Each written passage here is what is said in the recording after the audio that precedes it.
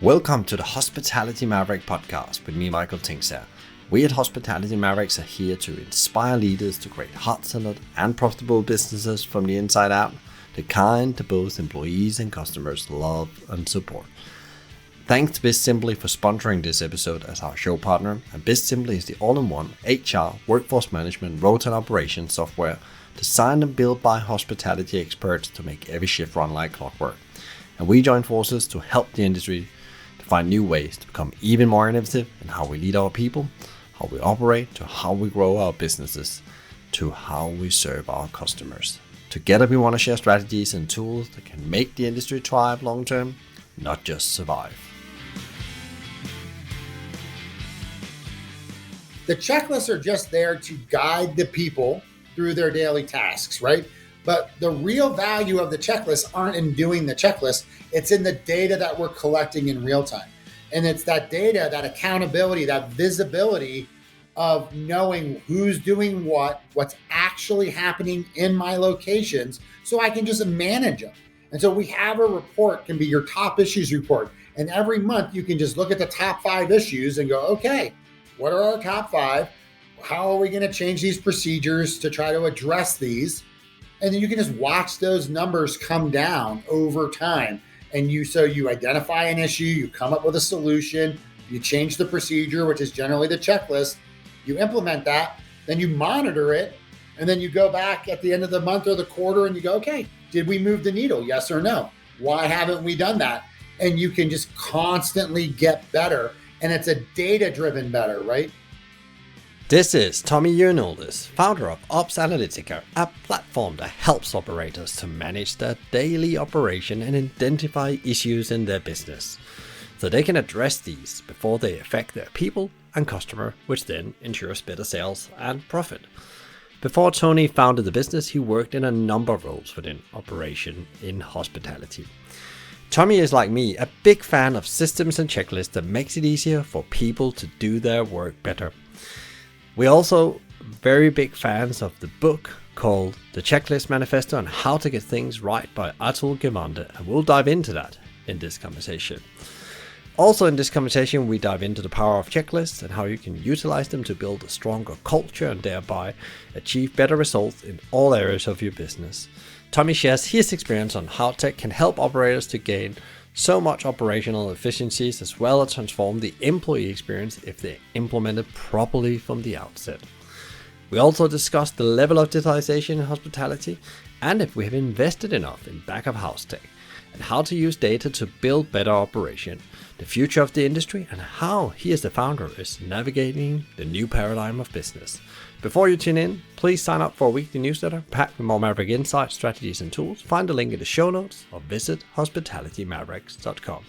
Hold on to your notebook and pen. Lots of really good practical advice on how to optimize the use of system and tech in your business. Enjoy.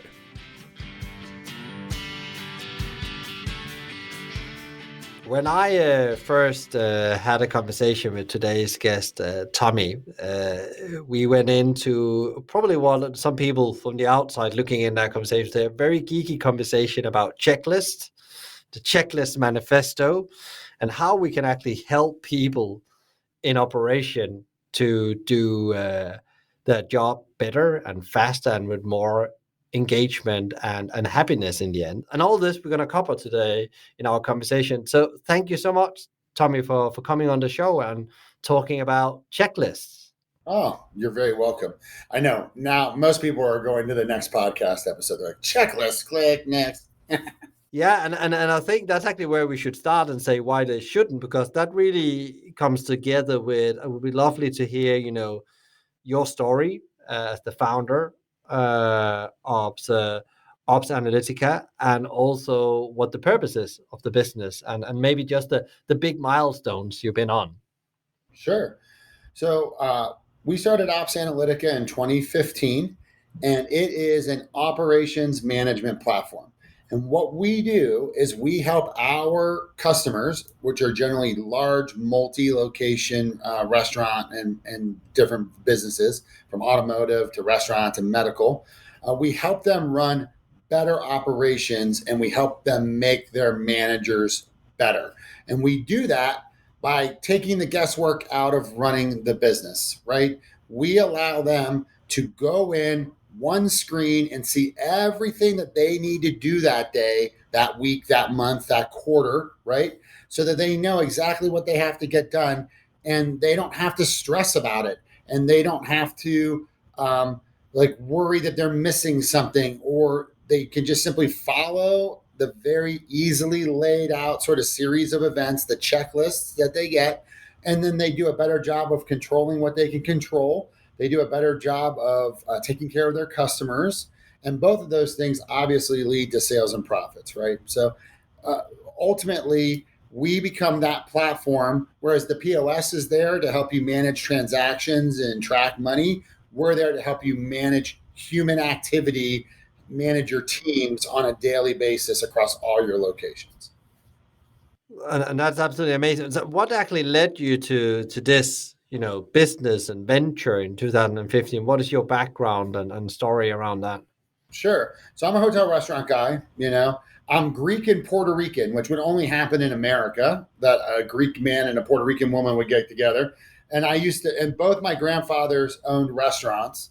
And I used to joke that I was like born in a dish pit, but the reality is that my parents both saw my grandfathers running restaurants, and they said, we don't want anything to do with that. And so my dad was a rocket scientist, and my mom worked at Lockheed Martin, which is a big defense contractor.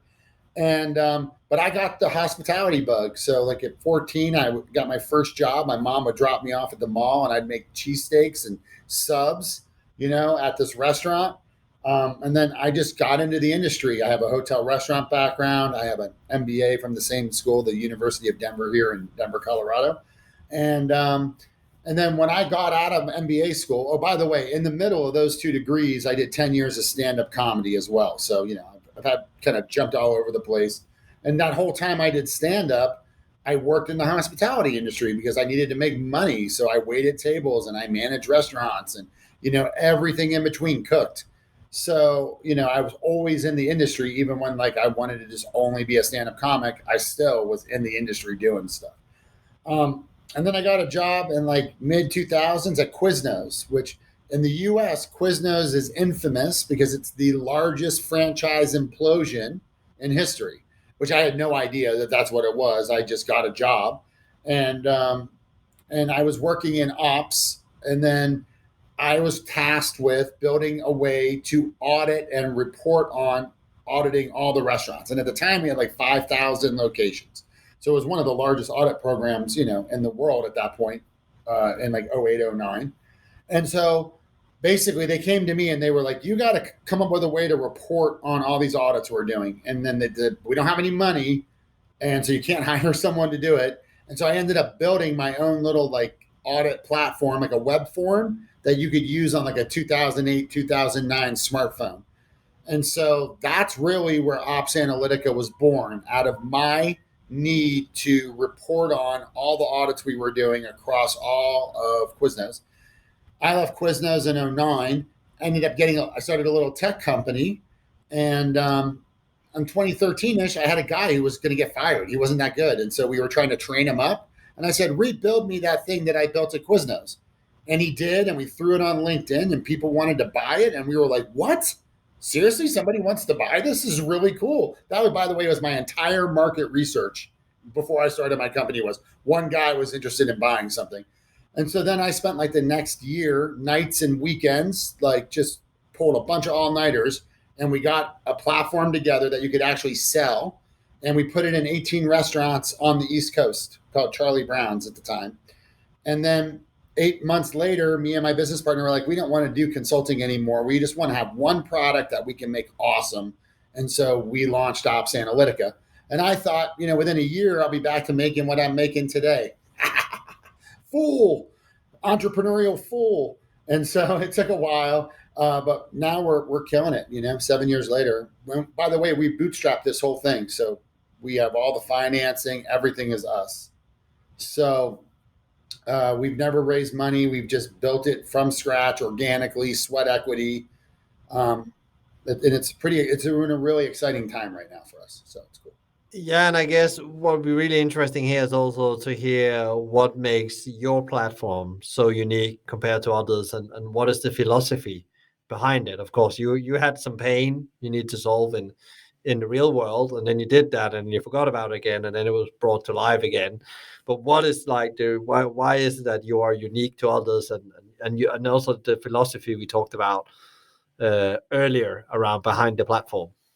Yeah, so like most of the platforms that we compete against, and there's a lot of them out there. People kind of come into the industry and they leave, and they don't because they don't understand it, you know.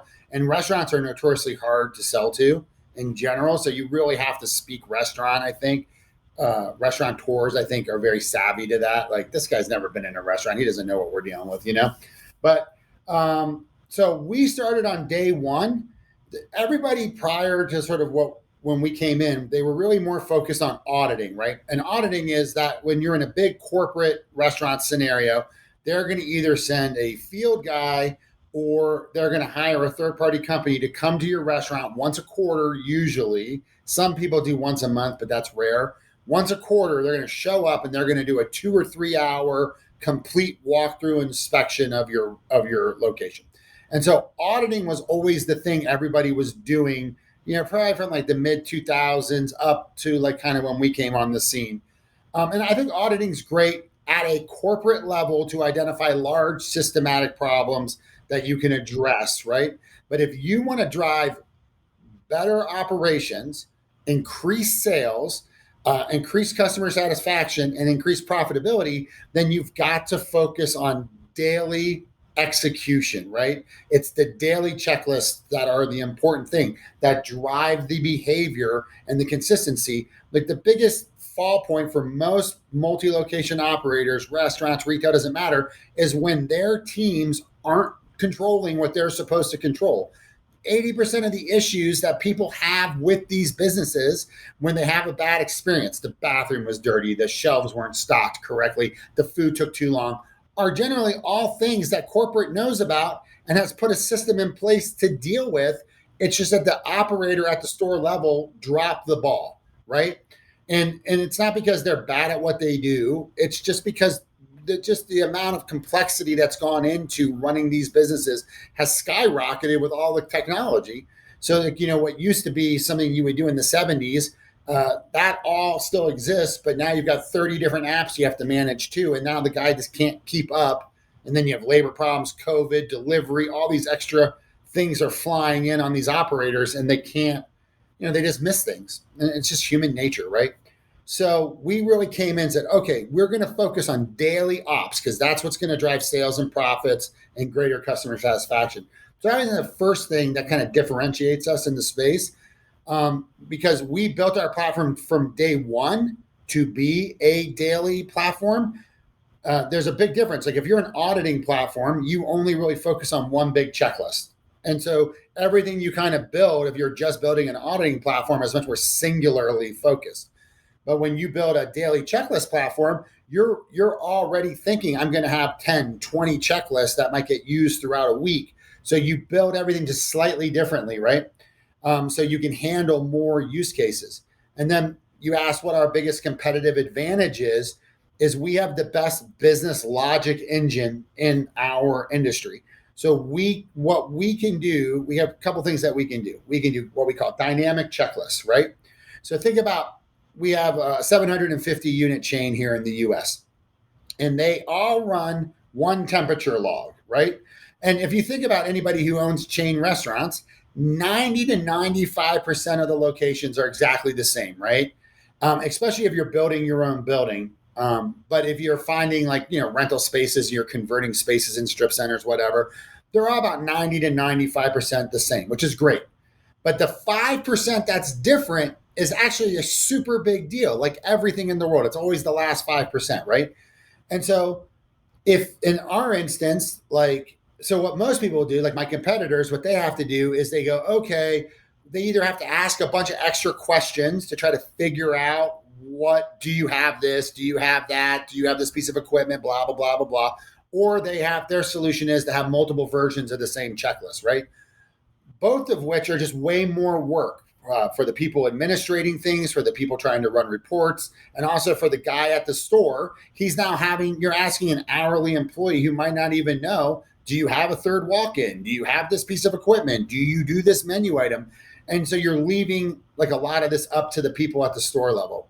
And what makes us different is we can have one checklist, right? That when you load it, it looks at your store and goes, okay, this is the exact version of this checklist for this store, taking into account equipment differences, hours of operations, drive-through, no drive-through. Are you non-trad or are you a trad? Do you have these menu items? Are you running this test special? Like, we can just make it perfect, like, to use an inventory term, sheet to shelf for every location, but it's just one checklist, right? And so that simplifies your reporting, it simplifies your management, and it makes sure that the employee at the store level knows exactly what they need to answer, and you can hold them accountable to answering everything that they're supposed to answer, right? And so that's the main thing. And then we leverage that business logic engine for everything. So we have dynamic checklists. We can do mass customized checklists. So you can have each store determine based on the manager which questions they want to answer for their store. Or you can do stuff like, this guy's a bad employee and doesn't do a good job. So the system can recognize that this guy's a bad employee, and they can ask the guy to take way more pictures to ensure that he's actually doing the stuff. Whereas if you have a good employee, they might not have to take any pictures because, doesn't matter. They're good. They always do it right. We can just do so many cool things to really dial these processes in place for the stores and the teams that are at the stores. And that's our big competitive advantage. What we end up seeing is that if we're not your first choice, we're generally your second choice, because a lot of people will start off, go get a checklist platform, not knowing what they don't know. So they just think, I'm just going to replace a couple of checklists, my walkthrough, my pest walk, my food safety, whatever. I'm just going to replace those 3 checklists. And then once they get a taste of the data and the control and the visibility, they start going, oh my gosh, we could do so much more with this. But then they get on these other platforms that just can't do all the cool things we can do. So then they go, oh, shoot, they have to keep telling their bosses, no, we can't really do that. It doesn't work that way. Sorry. And then they come looking for something that's a little bit more powerful, after their contract's up. So we get a lot of business from disgruntled people of our competitors who just wanted to do more, which is exciting, I love the way about you do one thing well. And coming back to you talked about your philosophy of, you make operation work, you make people happy to work in the operation, customer becomes happy, sales, loyalty, and profit will follow. And this, the service profit chain has talked about that since the 70s. James Heskett from Harvard University and his guys, and they're still communicating about that, getting the fundamentals working really well on a daily level, and actually these small habitual things that needs to happen every day in any kind of business where there is an operation needs to run is so important. I think also, I think we talked about this on our before we went into conversation about Jim Collins, and these companies succeeded there. They were very, very disciplined about the day-to-day, what they call the flywheel effect, 1% better every day, and actually measuring what makes great operation. And I think sometimes we forget that in business. Well, and it's weird because, like, obviously when McDonald's, and you're an ex-McDonald's guy, right? And you know that I love McDonald's, so like, I'm not like a player hater. I love McDonald's. I love muffins. I like McNuggets. I like quarter pounders. I like it all. But like, I love their systems company. You watch that Ray Kroc movie and you watch the guy was sitting there with the stopwatch and they're making the burgers. I mean, it's just amazing, right? McDonald's is one of the best systems companies in the world. And by the way, I wanted to point this out. Like, my previous tech job before I started OpsAnalitica, we did business process management and workflow. And we did it for the largest organizations in the world, like Wells Fargo, the World Bank, Universal Comcast, like huge organizations, right? The restaurant industry doesn't get enough credit at all. We are some of the best business process management people in the world. We don't think about it like that, but we are, because we can break down the running of a Taco Bell into basically 50 checklists. And if you follow all these things, and then during the rush, you just assemble the food correctly, you're running a business. And it's all, we can define Define a process, break it into steps, train it, and get it executed across thousands of locations. And why I say we're the best in the world at it, better than NASA, the Army, everybody else, is because we have one extra attribute, which is perishability. If you don't have to deal with perishability, food spoiling, and food waste, then making processes is easy, right? Because you're doing it in a vacuum. But now you've got something that's on a shelf that's just ticking down. Tick, tick, tick, tick, tick, tick, tick. This is going to go bad. You're going to waste money. You're going to lose money. And so that's why I say we're the best at this, right? But going back to what we were talking about, what you were talking about a second ago, the issue is really in hospitality, in any multi-location business, by the way, it has to be restaurants, anything, is that the things that you're getting wrong on a daily basis, the problem with them is that not one of them is generally so bad, right? So it's not like your employee just walks up to a customer and punches him in the face and then spits on him and like shakes him, It's never that. It's just, my food order didn't come out at the same time. The bathroom was gross. I didn't get a straw. I had to wait. The iced tea got made late. So then all my ice melted. So I had like lukewarm tea, or, they were out of something. It's always these little things that are gross. There was a bunch of trash on the floor. My table was sticky.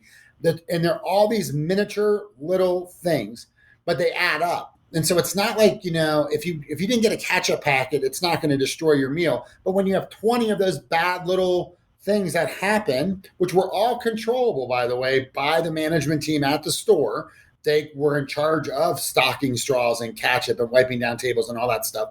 But they just didn't get to it, or they forgot, or someone didn't come to work, or whatever it is. But they did not control what they were supposed to control. And you just get killed with death by 1,000 cuts, right? It's just all these little things start to add up. And then you leave with a blah experience, right? That was fine. And you get 3 of those in whatever the time frame you visit this restaurant is. If it's a Starbucks and they just have a really bad week, like someone who gets Starbucks every day, coffee every day, they might have those 3 bad experiences in 1 week. If you visit that restaurant once a month and you do that for 3 months in a row, all of a sudden you're going to get to a point where you're going to make a decision to stop coming. And it's usually after 3 to 5 times. If you have 3 to 5 blah experiences, then mentally you go, you know what? I'm just not that excited about going to that restaurant right now. I think I'll skip a month or 2. And then you come back. And if you come back one more time and it's still bad and it's still mediocre, that's when you might go, I'm never going back to that unit again, And the problem is you don't know on any given day if this person who's having a blah experience, if it's their first one or it's their 4th one. You just don't know.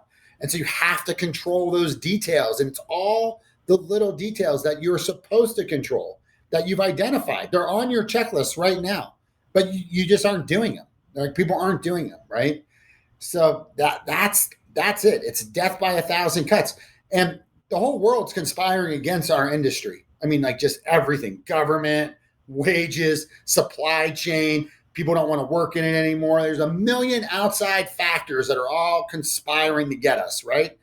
So we have to be perfect within our 4 walls. Because if we're not, it's not like it was in the 70s, right? It's not like you go, well, that's the only burger place within 500 miles of here, so I might as well just eat there and suck it up. Like I can literally have food delivered to my house immediately from 50 of your competitors. And everywhere you go, for the most part, has multiple versions of this. You have competitors everywhere. So, and online reviews, all that stuff. We just all become big babies. So nobody's willing to put up with even the slightest thing. They're just going to nail you on social media and stop coming. So it's even more imperative today than ever that we control what we can control, start to finish. So we've been through the pandemic, and you operate a tech platform, and there's been a huge uptake in digital tools and into the industry, both from a customer point of view, but also internally. But what is your general view of the level of digitalization in hospitality? Because I still think, in my view, it's still early days with lots of areas of digitalization. But what you just said, they have 23 apps they need to look at. So. Well, and they're all about sales. So when we started this business in 2015, I was like in my mind, and once again, as an entrepreneur, you have to be this way. People want this. This is exactly what they want. They need this. We got to get out there and give it to them. But so many of the conversations really between 2015 and 2019 were, that sounds great. What you guys are doing sounds amazing. But what we're focused on right now is getting our app in place, getting our online ordering in place, getting our carry out in place, and getting our POS redone if our POS can't support that. And then also figuring out delivery, right? And so it was always like, that sounds great, but we got to work on this. But then around 2019, the big guys, right, they all started to catch up, and they kind of got through that transformation. And I would suggest that most of the digitization of our industry has been around sales and getting all of our sales channels in place. The big one right now in the US is Olo, which brings together all your delivery platforms into your POS. So, because for a while there, if you had 4 or 5 delivery platforms, Uber, DoorDash, Postmates, all those things, you literally had 3 or 4 different tablets all sitting on your counter, and then the orders would come in there, and then you'd have to transcribe them, and it was a whole thing. And Olo simplifies that greatly. And I'm kind of amazed too, because I was literally talking to a buddy of mine last night who runs a 30-unit subchain here in town, and he's like, we just got onto Olo like literally last week, and he's like, it's transforming our world, right? So like, not everybody's there still, especially the smaller guys. When you don't have a big dedicated IT team, then you have to find the resources to do some of this stuff. So having said that, I think that the industry's done an amazing job of really adopting all the different sales channels and delivery channels possible. But where they lack is, and what's kind of what you said too, operations management is still like a brand new discipline. And we get more and more people coming to us now than we've ever had. And that's really been since 2019 through the pandemic. More and more people are interested in going, well, if we're going to do these things, we might as well put it on. We might as well be able to look at it, right? Like if we're going to have, like they're getting the fact that paper processes are kind of antiquated and they want data. But what I find is super interesting is nobody's coming to me going, I'm looking for a platform to help me manage my entire operations from the location level to the field teams, all the way to corporate. I'm looking for one platform that can do all of that. Nobody's thinking that way because they've never had a platform like that, right? And I was kind of going back to McDonald's earlier and I got sidetracked. But like McDonald's was all about systems, right? And they were the first to really chain and do all of that stuff. If tablet technology had existed in the 1950s, then my belief is that McDonald's from day one would have implemented an operations management system like ours. But it didn't exist. It didn't exist till really 2010, right?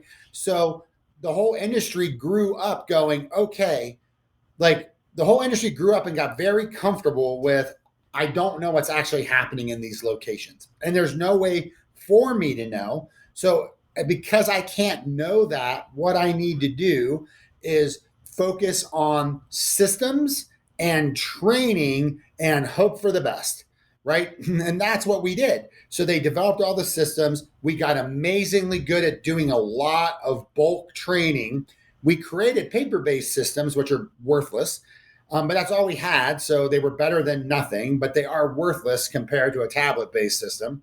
And then we just said, okay, we're gonna have to just trust these guys are doing stuff. And I have a blog on this, but the industry's dirty little secret is that nobody uses the paper-based systems. And they don't, and there's a plethora of reasons why people don't use them, but the big ones are because nobody's paying, because no one can hold me accountable for not doing it in real time, and nobody ever looks at the data. So it's a waste of time, right? So that people just, like, we all know that nobody uses them. And that's a huge deal because we're basically been backing into operations from a quarterly audit, a 2-hour inspection once a quarter. And then we look at sales and customer sat and profit data. And we go, okay, I think this guy's doing pretty good, right? But you don't know, like, just because a guy's got a good level of sales could be because of his location. It has nothing to do with how well they're operating the restaurant, right? Like, you could see some guy who's doing $2 million a week and you're like, that guy's great. but maybe that unit could be doing 10 million a week if he was actually really good, So people have just gotten so comfortable backing into what's actually happening. And so with our platform, and when they come to us too, they just come in trying to digitize 3 or 4 checklists. Oh, I just want to get my food safety and I just want to get that manager opening and closing. But what's amazing, like my favorite part of my job, is seeing the restaurants realize, holy crap, we've got some real power here. We can really change our world. And then they start going ape on it and they start using it for everything, from food recalls to LTOs to labor law compliance to hey, we're putting backlines in, or we're releasing kitchen screens, and we need a way to track who got them and if they're installed correctly. And I mean, it just becomes the thing that they use to just manage the entirety of their operations. And the guys that do that, they see so much value. It's insanity. I mean, I have one guy started and he told me we were going to do 4 checklists, and now he has over 100 because he's just anything. Because then corporate figures out too, wait a second, instead of me sending an email to 1,000 restaurants and then trying to hand enter everything into a spreadsheet, I can just literally publish a process, and then all the data can just be downloaded into a spreadsheet when it's done. It's insanity, man. And I think that's the exciting part, to see these guys using the platform to do stuff that I never imagined would be an issue for them. Like, I love it. It's the best.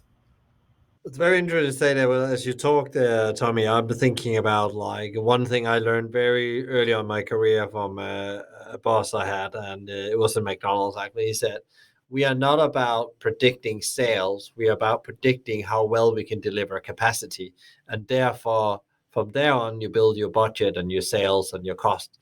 So actually, how good are you at delivery? So we know at best capacity, when the restaurant and the team performs the best, we can deliver this sale. So now we just need to break that down. And that's the way we work. So I learned to actually think about how you actually drive business growth that way. So actually the product and your processes and your team are ready to deliver. And it's not perfect, you're never going to get it perfect, but actually you think differently about the business then, and how you need to put things in place in operation before you start thinking about how many offers should I drive, or how many people should I put on the front counter, and what should we do in the drive-through to get more speed through it. Actually, you start in the right end on capacity, and that's what I heard what you said as well. And I think that's what goes wrong. We turn on the sales, and then the consequences is that operation can't deal with it when the sales come in. Oh, what's so crazy, dude, too? This is like nuts. And this is from the podcast recently. I got interviewed 2 other shows, and I've interviewed those guys as well. And I've had 2 different people, an advertising person recently and a customer satisfaction / guest experience person that I was talking to. Both of them came to me and said, we want to start using a platform like yours. We want to start pushing that on our customers, right? Because like in marketing's perspective, they're out there driving sales, right? And I have a whole theory that you can market yourself off of a cliff, which is you can run the most compelling LTOs and ads, but if your stores aren't ready to handle the capacity and can execute, all you're doing is driving more people into your restaurant to have a bad experience in the short term, which means they're not going to come back. And you can literally market, and actually start closing restaurants because people are having such bad experiences. You know what I mean? Now, we were the masters of that at Quiznos. We would run these big national double prime rib BOGOs, and their stores were dirty. The guys weren't honoring the coupon. Just get like a paper sign on a door. We're not doing BOGO prime rib, just bad service. One guy behind the counter, and, people just go, this is junk, man. And so we spent money to get them to come in to have a bad experience. Right. And that's what everybody does. And our industry is the king of that. We are so focused on sales. But if we don't have our ops in place, boom, you're just killing yourself for no reason, and that's what that sales guy was like. Dude, I drove all these people in. They yelled at him because this product didn't take off. And he was like, well, if you look at it, I drove thousands of people into your stores for one time, but they didn't like the product and they didn't like the service. And so they didn't come back. And then the same thing on the call center side. Uh, the woman was like, customer service, we're the one picking, we know everything that's wrong in the business. So if you want to increase customer satisfaction, go fix manufacturing or go fix retail or go fix something else where people are having better experiences, and then we won't our customer sat numbers will just go up, So it's like it's all intertwined. Ops, and that's what everybody forgets that at corporate. They just think that the ops team is this magical thing that can just handle anything they throw at them, and they can't. It's just too many details to manage. I think it's very interesting what you said before as well, and I wanted to take the conversation a bit that as they work with platforms, they start to get data as well, where they have, I guess, both capability challenges, where there is maybe physical challenges in operation. You can actually start working strategically, closing these gaps to improve your business. Yeah, what we try to do, we call it the OpsAnalitica way, but what we want you to do is get into a self-fulfilling, it's the Toyota is really big on this, where you're constant improvement, right? And so, when I talk about the checklist, and thank you for pointing that out because I don't think I did a good job of explaining it. The checklists are just there to guide the people through their daily tasks, right? But the real value of the checklists aren't in doing the checklist. It's in the data that we're collecting in real time. And that, now I can, so like if I'm the general manager, my team is going through and doing the checklist and answering the questions and, and they're just being reminded of all the little things they need to check. But then at corporate, when all of a sudden they can start looking at trends in the data and they can go, like one of my companies, I can tell you right now, their number one issue is meatballs. They cannot keep the meatballs hot because the procedure is just to throw them in a pan and heat them up, but then they end up not selling enough of them and they end up throwing them away. And so the managers don't like to heat them up because they keep them unsafe temperature because they don't want to take a hit on their food cost every shift, right? Because they're tossing a pan of meatballs. So like the business needs to get on the same page about, are we going to have safe meatballs and how do we best accomplish that while also, keeping them safe and having not to throw them all away every day. But so they get the data, right? And it's that data, that accountability, that visibility of knowing who's doing what's actually happening in my locations so I can just manage them. And so we have a report, can be your top issues report. And every month you can just look at the top 5 issues and go, okay, what are our top 5? How are we going to change these procedures to try to address these? And then you can just watch those numbers come down over time. And you identify an issue, you come up with a solution, you change the procedure, which is generally the checklist, you implement that, then you monitor it, and then you go back at the end of the month or the quarter and you go, okay, did we move the needle? Yes or no? Why haven't we done that? And you can just constantly get better. And it's a data-driven better, right?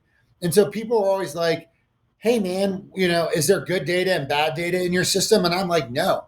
And one of the cool things we can do in our system too, which we're like one of the only people in the world that's an analytics platform that can do this, we have the ability to rate or rank the accuracy of the data when it's being collected. We call it data accuracy scoring.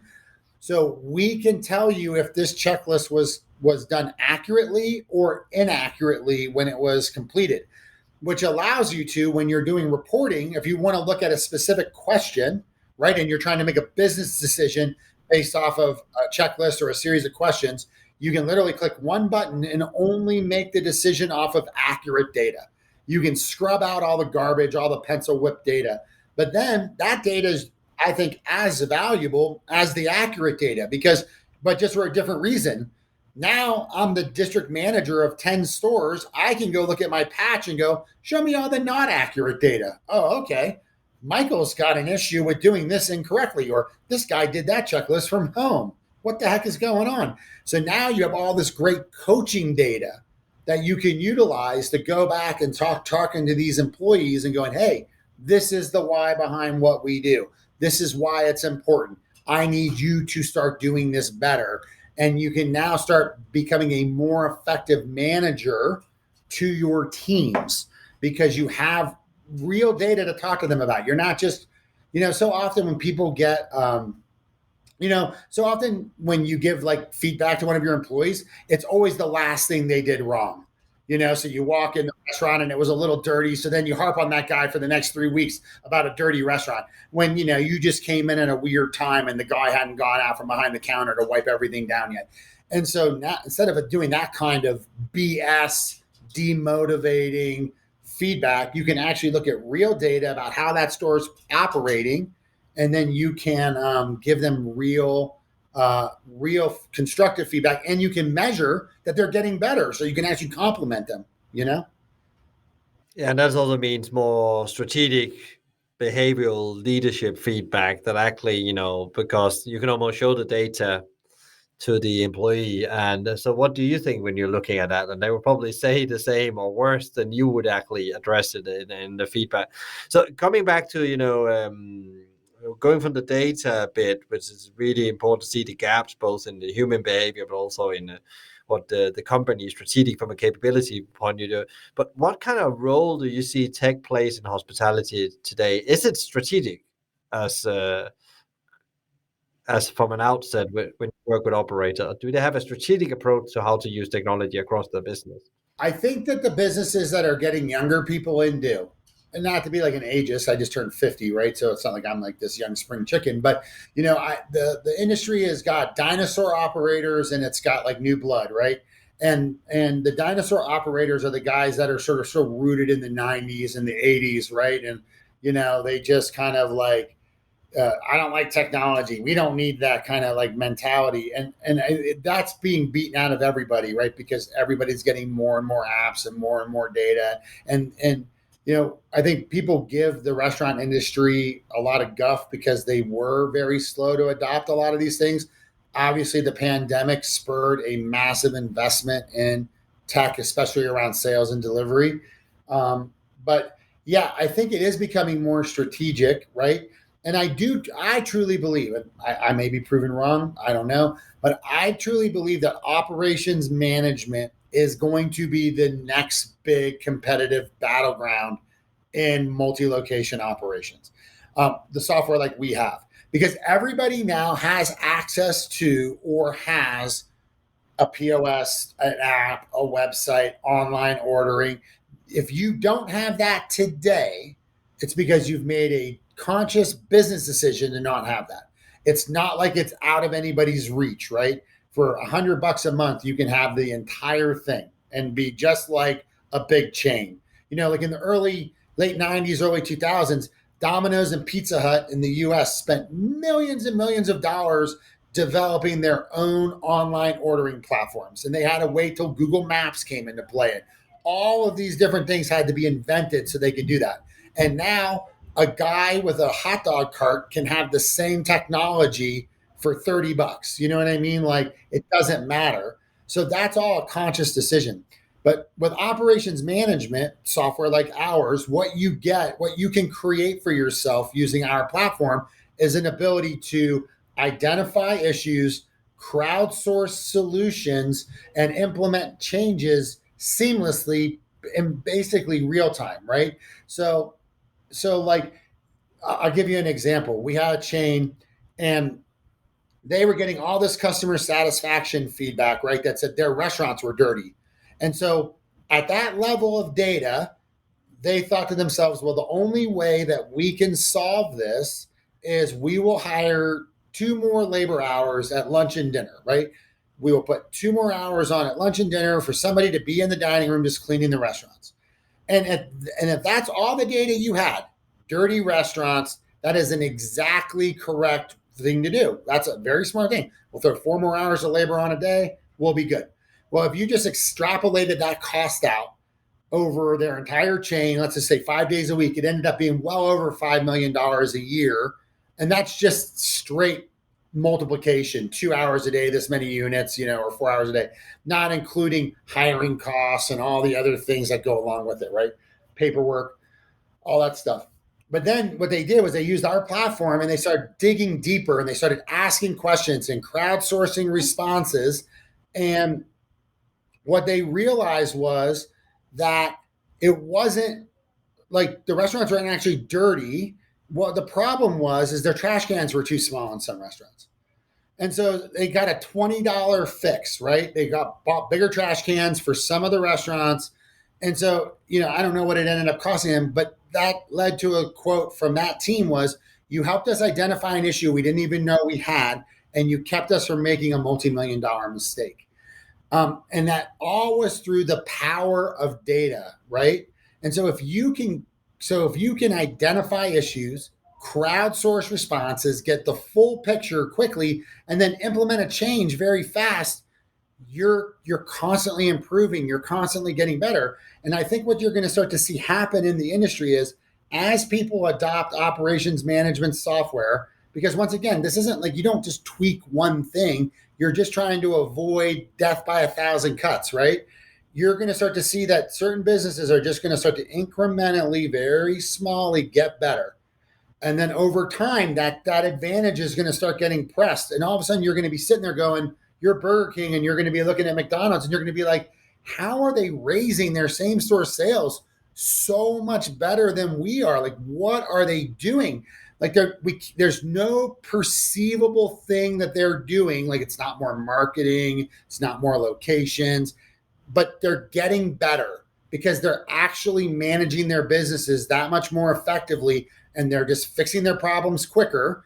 And that adds up. That just incrementally adds up. And then as you know, when you start to raise sales in an area, or you start to raise chain-wide store level sales, everything starts to get easier. You have more money in the ad fund. You can do more development on apps. You can do more LTOs. You can get better real estate. You can sell more franchisees.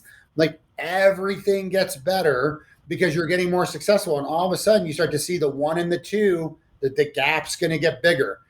And I would say, so like, that's the next big thing we have to deal with, because we now have visibility and data and a way to take action. And I know it's working because I see my clients doing it.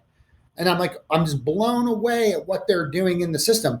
The other thing is, and this is where our platform is going as an operations management platform. We're not there today, but that's our vision, is in the near future, you are going to need a system that can coordinate human activity, robot activity, sensor activity, and eventually listen to the internet and in real time take action. So if somebody walks out of your restaurant and tweets, man, their bathroom looked like a trucker bathroom, that now exists. That piece of data exists in the world. Something needs to be able to capture that piece of data from the internet, and then create a task for somebody to go clean a bathroom or send a robot in there. Like, something's going to have to coordinate all these siloed systems. And so that's where I see my platform in the future being the thing that can coordinate human, robot, sensor, and internet data, and help the manager be more effective in their job. Where, like, talking about the future, where do you see that the industry will? There's a lots of challenges. You already pointed out. You can't even invent more challenges and throw in the industry. But where do you think it's going? Like, if we just we look 2 years ahead now, where is the industry when we give like a big picture overview? I think we're going to start seeing less waiters, and I think we're going to start seeing it's either going to be some form of quick service, where it'll be fast food like McDonald's. You have your drive-through and your counter, but then I think there's that middle ground where today might be a Chili's or Outback, that sort of fast casual restaurant. Like, I was in London at a gin bar, and it was a 200-seat restaurant, and we walked up to the bar, ordered our food, someone delivered it. There was no waiter, and it was a great experience. So I think you're going to see waiters going away at the low end level, or being greatly reduced in their responsibility with tablet ordering, kiosks, robots. I have a guy here in town who's got robots that deliver the food to the table and talks to you, and you just simply take your food off the robot and set it in front of you, type of thing. So I think it's going to be more technology. You're going to basically either have some form of counter service, or you'll be at a very high end restaurant where you'll get amazing service. But like, the idea of that $20 dinner where you have a waiter and a bartender in the restaurant, I don't think that's going to be as prevalent as it is today. And then, as my buddy last night was saying, people just want a frictionless experience wherever they go. And they want it exactly the way they want it. So every restaurant's going to have some form of delivery, carry out, in dining, just however it meets my fancy. I just want your food in my belly, and however I want to get it. That's just, you're going to have every option, from full sit down in the restaurant, eat there, and whatever, to I just get it at my house and everything in between. And what's happening too is that, because of the supply chain issues and gas prices in the US especially have gotten higher than they usually are, what we're seeing is that delivery prices are going up and up and up. And so there's, as my buddy said yesterday, he's the COO of this company. He ordered a $10 sub with a $2 tip, and it cost him $19 to get it delivered from his own restaurant to his corporate office because he wanted to see how well it was delivered. And, we're getting to a point where it's getting harder and harder to justify $9 extra for the convenience of not driving 5 blocks. You know what I mean? And it's getting harder and harder to do that because the delivery fees are going up and the gas price, the whole thing's getting worse. So you're going to start to see, like, he's seeing, it was like 35% delivery during the pandemic. Now they're back down to 18. Pre-pandemic, they were around 12 to 15. So it's doubled during the pandemic, and it's starting to come back down, right? And there will always be people who can afford a $9 additional cost on one sandwich for the convenience. But a lot less people are going to be doing that, So it's going to maybe start shifting back to, I'll just go pick it up, but I'll get it curbside. You know what I mean? So it's still convenience there, but I'm not paying $9 extra for a 5-minute drive. You know what I mean? Yeah, I can hear as well how you see the future as well. There's lots of unknown because of the current situation with supply chains, labor pressure, and so on. But I totally agree. There'll be a split market. It'll be a very high end experience. There's lots of human touch points because that's what you pay for, and it's okay. And then you have the more transactional kind of thing where technology is going to do a lot of the heavy lifting. I know you love books as well, Tommy. Which book would you give away 9 out of 10 times? Checklist Manifesto by Atul Gawande. I hadn't even read that book when we started the business. I just was in, to checklists. I just thought they were an effective tool, But then I read that book, and that book, by the way, is really Atul Gawande. For those of you who are not familiar with this guy, he's a genius. He's a Harvard surgeon, and I believe at one point Amazon hired him to be the head of their medical businesses. So, I mean, he's a big dude. He's written a ton of books, and the Checklist Manifesto is a history of the invention of the checklist, which started by Army test pilots in the 1920s. And it goes through its entire history of use. And then he really focuses on a surgery checklist that they use to make sure that when you get a surgery, you're going to have a better outcome because they don't miss key steps. And it really goes into just the logic behind everything. And it touches on airplane checklists and surgery and some restaurant hospitality. But if you want to read an interesting book that's just will grip you, and it's not fiction, right? It's just amazing. Like, absolutely, I recommend it. You will come out of something from that book that you will use to change your life for sure. Yeah, either your life or your business, because it's all about incremental improvement as well, as you talked about before. And, the 1%, if you become 1% better every day, you are 37 times better in the end of the year. And that should get better results. All or nothing processes, right? And like someone with ADD, I always suffer from blowing all or nothing processes. And like, an all or nothing process is like, if you have to go to this, he uses the example, if I send you to the store to go buy a chocolate cake, right? And you come back with everything but the chocolate, it doesn't matter. You missing one step basically negated everything else that you did right because you don't have a chocolate cake at the end of it. And that's really goes back to what we're dealing with in multi-location management. You can get 99% of it correct, but you miss one thing, and that could be the death by 1,000 cut thing that irritates the people that day, that leads them to having a bad experience. So you truly do have to be perfect in these all or nothing processes, because one slip means it didn't work. And you might as well not waste the time doing any of it. I love that, because also it's also the importance of what we forget sometimes. We're so focused on, the outcome is important, but exactly, creating the process to get to these outcomes and make them habits in a way that really going to drive your business forward. Especially in times we're in now, we need to give people small wins all the time, and there's not going to be any big wins probably for a long time. What would be your top advice to leaders out there that wants to, accelerate their business in these, difficult, or, people are accepting this difficult times, but like, how do I accelerate my business right now? Really what it comes down to, I think, is it comes down to it's controlling what you can control, right? And getting out of your own way, right? Because once again, the whole world's conspiring against you. You can name everything that's crazy in the world that's working to affect your business from the outside. But people today are still, if you do a great job and you give them exactly what your brand promise is, every time they come in, you get it in the right speed, the right taste, the heat, whatever it is that are important to you, whatever you sell is, but you give them great experiences, just like they are very prone to being disloyal, right? And if you do bad, they'll nail you on social media. They'll write a bad review. They'll get on Facebook and say, I'm not going back there, all that kind of stuff.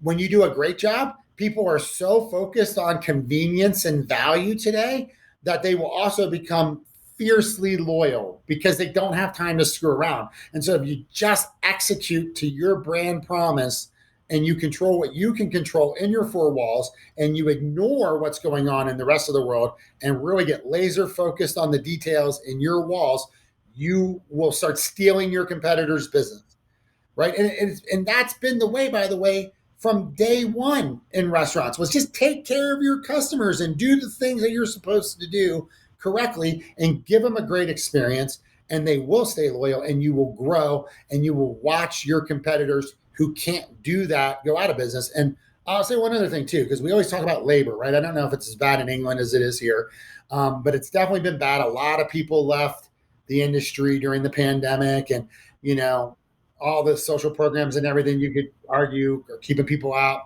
And also, like, just antiquated management styles where this isn't the 1960s where it was a badge of honor to work 48 hours in a row. It's not that way anymore. People want more balance. They want all this stuff.